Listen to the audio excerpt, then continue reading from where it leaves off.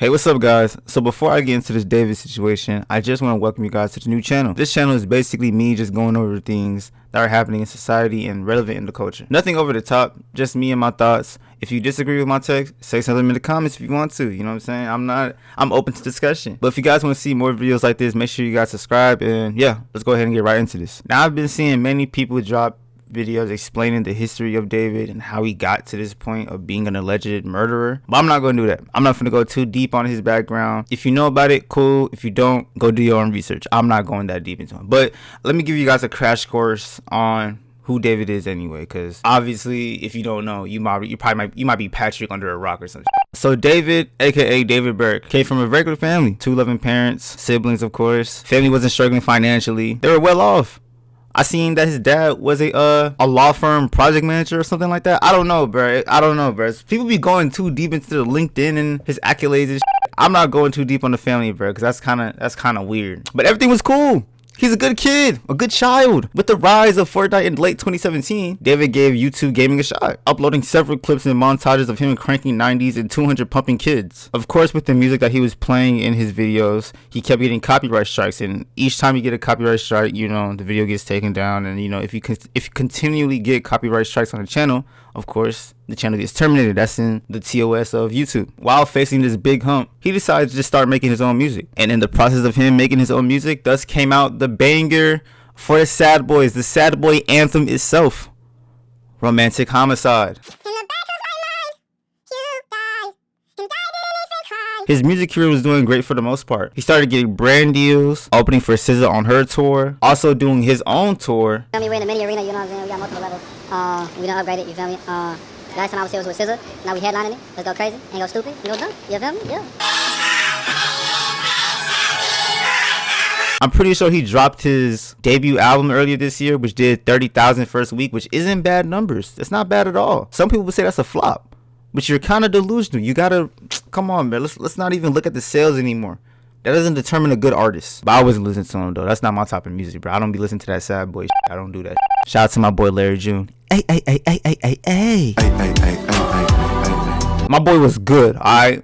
He was good off. He was well off. Until the cops found his 15-year-old girlfriend, Celeste. First off, hold on, bro. When I read that headline, I'm like, hold up, bro. There's no way he has something to do with it, right? And later on down the line, when the next week came and evidence started to become unfolded to the internet, I was like, okay, yeah, he probably did that. Celeste went missing twice prior to her being missing again in 2024, who was 13 at the time. She was dismembered in the trunk of a Tesla who was registered to none other than Mr. Romantic Homicide himself, David. Now, does that mean he committed the murder himself? Well, maybe. But there are many clues alluding to this. Too many clues.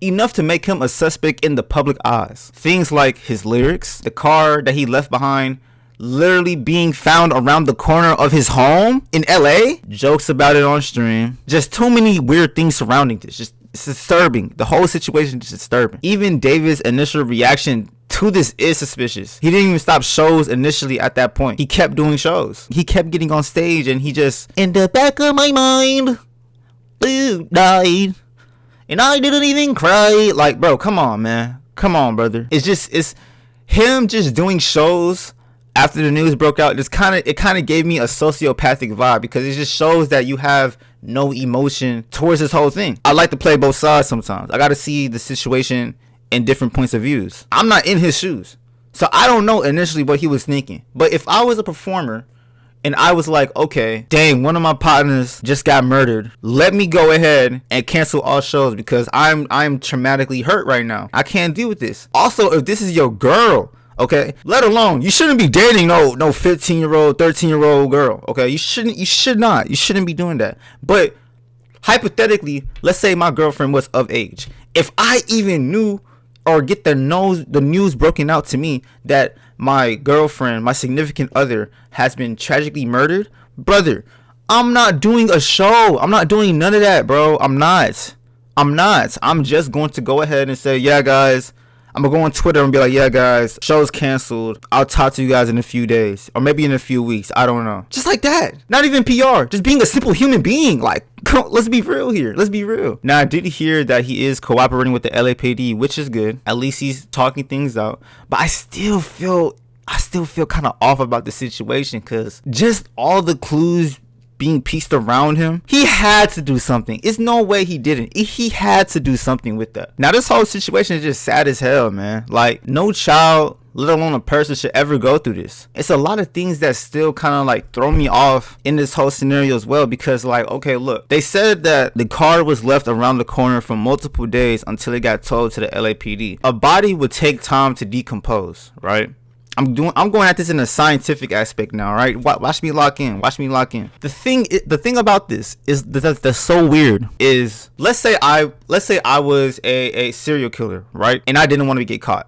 This is so disgusting that it's referring to a 13-year-old kid or a 15-year-old child. The point that I'm making is there was no attempt to even, I mean, obviously you put the body in this car. You put the body in the trunk. But like, bro, a body's gonna decompose. It's gonna smell. The foul's gonna be so inignorable. Is that even a word? To the point where people are gonna like smell it and be like, damn, what the is that? What is that scent? And it's just so, even that is just psychopathic as well, because it's like, bro, you didn't even show any care for the body at all. You just said, oh, I'm finna murder this child, throw him in my trunk.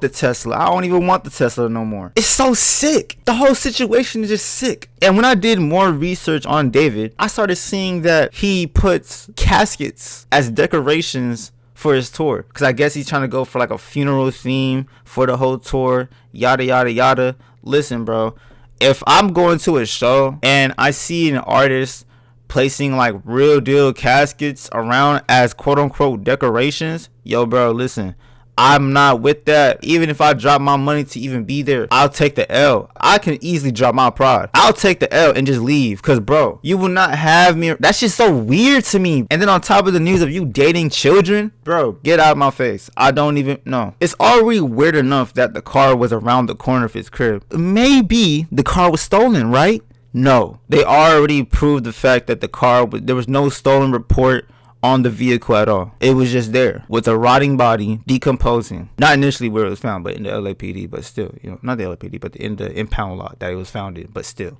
you get the point that I'm making. As the investigation started to unfold, a few details started to be revealed to the public, such as she had multiple fake IDs showing that she was either 18 or 19. I can't remember which age it was, but it's around the age of consent. With her having these fake IDs, her friends never questioned her age for real, because she was probably being seen in like 18 plus, 20 plus clubs and stuff. If she was in there, people were probably like, oh, she's probably just of age, she's probably cool, whatever, you know, I'm gonna just chill back, party and keep it pushing. But no, I also feel like this side of the story isn't being acknowledged, because when I initially heard that she went missing 3 times in total, I was like, hold on, bro, if she's going missing, right, what's like leading her? Because she's not being kidnapped, of course, because she's seen on stream with David on multiple occasions. She's seen out with David, right? But the weird thing about it is, like, what's pulling her outside of the house to be missing in the first place? What's going on at home? Like, what's really going on? I'm not saying like something bad is going on at home, because at the end of the day, she's a teenager, a young teenager, a preteen at that point. This is just my assumption, because I have a sister as well. A lot of emotions start to unravel when you start to become that age. Maybe she was angry, maybe she was more in love with David. I don't know. That whole situation is just weird, bro. It's just, there's so many like dynamics you have to account for. Overall, bro, no, like I said earlier, no kid should ever be in this type of situation, because it's just like, it's a fiasco. It's gonna be a problem at the end of the day. We have to remember, guys, that she's still a kid, she's still a child. As for David, I gotta go back on him. Yo, he's sick as fuck. 13-year-olds, bro. 13, gang. And allegedly, I heard that he's known her since she was 11. So if I do the math, right, he's 20 years old right now. Bro been knowing her since he was 16 years old, if my math is correct. Man, hell nah, man. Hell nah. I'm not with none of this. I'm not with none of this at all, bro. I'm 1000% against pedophilia, bro, because this is practically what it is. I don't know if I can sit on YouTube, can I? You gotta go under the jail for these type of actions, bro. You can't get no type of sentence. You gotta go under concrete, gang. You cannot go. You can't. No, bro. I don't know who can defend this. I don't know how you can defend this. Lawyer, agent, manager. I don't know how you can. If I was his manager, bro, I'm dropping this nigga, bro. I'm like, man, hell nah, gang.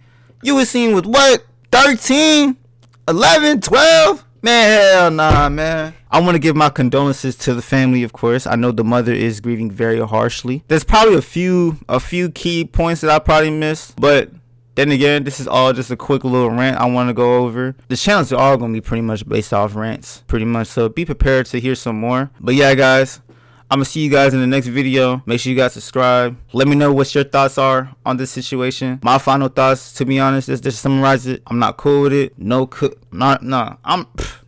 Boy. Don't let David see me, man. No child should ever go through this. No parent should ever go through this. Stop streaming this nigga music, bro. I seen this dude have like 21 million streams in one day. Cause y'all trying to be public investigators. Yo, chill, bro. Y'all filling my boy pockets at the same time. Man, fuck that nigga, bro. Do not get this, bro. Stop streaming this nigga, bro. Stop, bro. What's wrong with y'all? Stop it, bro. I know you're trying to decipher the lyrics and shit. Bro, go on Genius, bro. Y'all ain't gotta stream it. I ain't listening to this shit. No cap. I've only heard Romantic Homicide on TikTok. That's it. I'm just like, damn. This David nigga kind of sliding on these 40 boys. He's sliding for these sad boys. No lie. But alright, y'all. I gotta go meditate. Get this off my mind.